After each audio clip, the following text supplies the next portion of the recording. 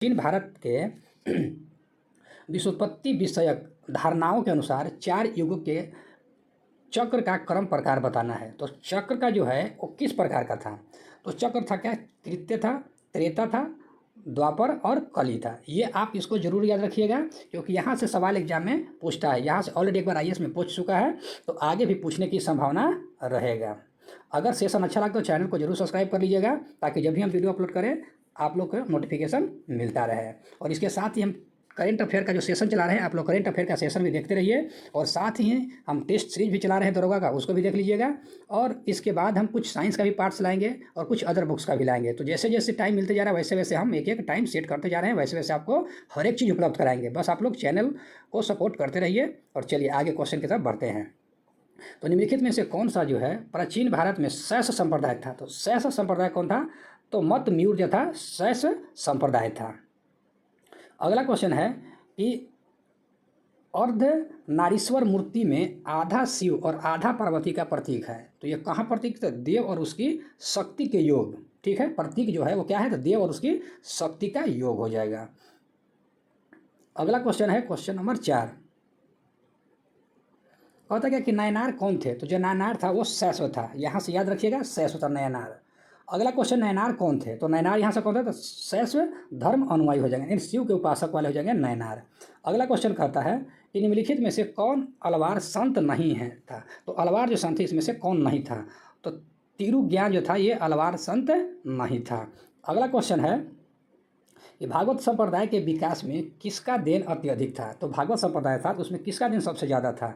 तो ये गुप्तों का सबसे ज़्यादा था। अगला क्वेश्चन है क्वेश्चन नंबर 8। भागवत धर्म के प्रवर्तक थे। तो भागवत धर्म के जो प्रवर्तक था वो कौन थे? तो कृष्ण थे। हम यहाँ से तेजी इसलिए चल रहे हैं क्योंकि हम जो है line by line already slow motion में उसको हम डिस्कशन कर चुके हैं। तो यहाँ से आपको रिवीजन केवल करना है, तो रिवीजन थोड़ा सा कम समय में ज़्यादा क्वेश्चन को अटेम्प्ट करेंगे। चलिए आगे क्वेश्चन कहता है क्या कि निम्न में से किस ग्रंथ में सर्वप्रथम देवकी के पुत्र कृष्ण का वर्णन किया गया है? तो किस में किया गया? तो छंदोग्ध उपनिषद में किया गया। ऑलरेडी आरएस और आरटीएस में पूछ चुका है। अगला क्वेश्चन है कि वासुदेव क्या है? वासुदेव कृष्ण की पूजा सर्वप्रथम किसने प्रारंभ किया था? तो किसने आरंभ किया था? तो भागवतों ने आरंभ किया था। अगला क्वेश्चन है कि निम्नलिखित में से किस देवता को कला में हल के लिए प्रदर्शित किया गया है? तो हल के लिए किसको? तो बलराम को। Question number 12। यहाँ से क्या कहता है? भागवत संप्रदाय में भक्ति के रूपों की संख्या कितना बताया गया है? तो भक्ति के जो रूप की संख्या जो बताया गया है वो बताया गया है 9 बताया गया है। देखिए किसमें पूछा गया है। तो ये जो भी क्वेश्चन है सभी क्वेश्चन जो है पूछा हुआ है, इसलिए प्रीवियस क्वेश्चन लगाना बहुत जरूरी है, क्योंकि आने वाले एग्जाम में मैक्सिमम जो क्वेश्चन है ना प्रीवियस ईयर से उठा लिया जाता है। हेलियोडोरस का बेसनगर अभिलेख संदर्भित है। तो बेसनगर जो है वो किससे संदर्भित है? तो केवल वासुदेव से संदर्भित है। और इसके साथ ही हम एक दिन जो है लूसेंट का मैराथन लेकर चलेंगे। मैराथन लेकर चलने के कहने का मतलब क्या है कि कम से कम 1 घंटा का जो रहेगा, 1 घंटा में लूसेंट का एक दिन एंशिएंट का रहेगा, मेडिएवल का रहेगा, और उसके बाद क्या मॉडर्न का रहेगा। वैसे कर करके हम लूसेंट का भी पार्ट चलाएंगे, क्योंकि लूसेंट से जो है क्वेश्चन एग्जाम में आता है, डायरेक्टली क्वेश्चन पूछता है, इसलिए लूसेंट का भी एक सेशन रखेंगे, वीकली 1 डे रखेंगे। तो आप लोग सेशन अच्छा लगता है तो चैनल को जरूर सब्सक्राइब कर लीजिएगा। चलिए यहाँ से हो गया।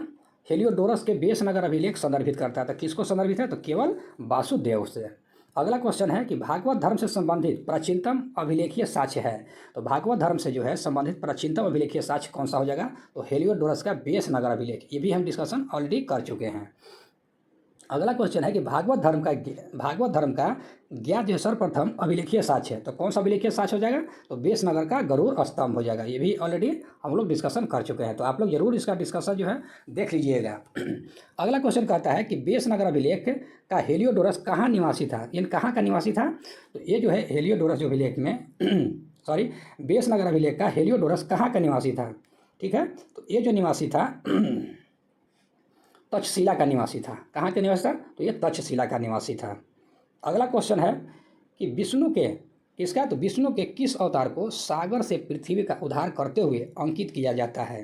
तो ये किया जाता है किसमें? तो वराह में। वराह जो उनका अवतार है इस अवतार में किया गया है।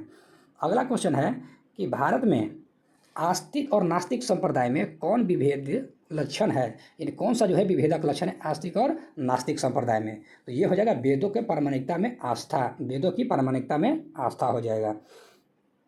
अगला क्वेश्चन कहता है कि निम्नलिखित में से क्या है, निम्नलिखित में से मोक्ष के साधन के रूप में ज्ञान, कर्म, भक्ति को समान महत्व देता है। तो ये कौन सा महत्व देता है? तो ऑप्शन और देख लेते हैं, और इसमें कौन सा है मिलाया गया है। तो ऑप्शन हो जाएगा भगवत गीता हो जाएगा। ठीक है, यहाँ से भगवत गीता हो जाएगा। अगला क्वेश्चन है कि निम्नलिखित यानी अधोलिखित में से कौन एक जो है गीता की मुख्य शिक्षा है, यानी गीता में कौन जो है इसमें से मुख्य शिक्षा का है? तो निष्काम कर्मयोग, निष्काम कर्मयोग जो है गीता का मुख्य शिक्षा है। अगला क्वेश्चन है कि भारतीय संस्कृति में निम्न में से किसे अनंग कहा गया है? अनंग जो है किसको कहा गया है? तो अनंग जो कहा गया है वो काम को कहा गया है। इसमें तो भारतीय संस्कृति में। अगला क्वेश्चन है क्वेश्चन नंबर 22। क्या क्वेश्चन है कि निम्नलिखित में से कौन जो है प्रस्थान त्रयी में सम्मिलित नहीं है? तो ये कौन सम्मिलित नहीं है? तो भागवत जो धर्म है ये सम्मिलित नहीं है प्रस्थान त्रयी में। प्रस्थान त्रयी में जो है सम्मिलित कौन नहीं है? तो भागवत जो है सम्मिलित नहीं है। अगला क्वेश्चन है कि वह प्राचीन स्थल जहाँ 60,000 मुनियों की सभा में संपूर्ण महाभारत कथा का वाचन किया गया था, ये कहाँ पर किया गया था? तो कहता नैमिषारण्य में किया गया था, नैमिषारण्य में। अगला क्वेश्चन है कि रामायण के किस कांड में राम और हनुमान की पहली भेंट का वर्णन मिलता है? किस कांड में मिलता है? तो ये मिलता है किष्किंधा कांड में। अगला क्वेश्चन है कि कलिका पुराण किस धर्म से संबंधित है? जो कलिका पुराण है वो किस धर्म से संबंधित है? शाक्त धर्म से संबंधित है, शाक्त धर्म से संबंधित है। अगला क्वेश्चन है क्वेश्चन नंबर 26। यहाँ पे मिलान करने के लिए दे दिया है, तो मिलान करने के लिए आप यहाँ से डायरेक्ट इसको याद कर लीजिएगा। देवता एक तरफ इनके पहचान है, तो शिव के लिए क्या पहचान है? त्रिशूल। विष्णु के लिए क्या है? चक्र। गणेश जी के लिए क्या है? तो रस्सी है, फंदा। और सरस्वती जी के लिए क्या है? बीना। तो यहाँ से इनका प्रतीक है, आप याद रखिएगा। अगला क्या है कि पुरी में रथ यात्रा किसके सम्मान में निकाली जाती है? तो ये भगवान जगन्नाथ के सम्मान में निकाला जाता है। पुरी कहाँ पे है? तो उड़ीसा में है। अगला क्वेश्चन है कि नासिक में कुंभ मेला निम्नलिखित में से किस नदी के तट पर लगता है? तो नासिक में जो नदी है वो गोदावरी नदी है। अगला क्वेश्चन है क्वेश्चन नंबर 29। यहाँ क्या क्वेश्चन कहता है कि नाथपंथियों, सिद्धों और योगियों ने भक्ति धर्म को किस क्षेत्र में लोकप्रिय बनाया? तो कौन सा क्षेत्र था? तो उत्तर भारत में लोकप्रिय बनाया था।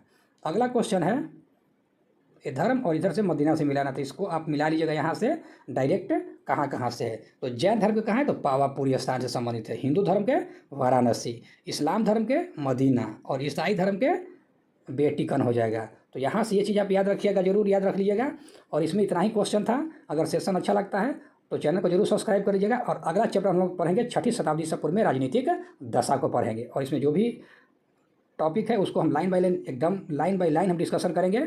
और चैनल को आप लोग जरूर सब्सक्राइब कर लीजिएगा। धन्यवाद।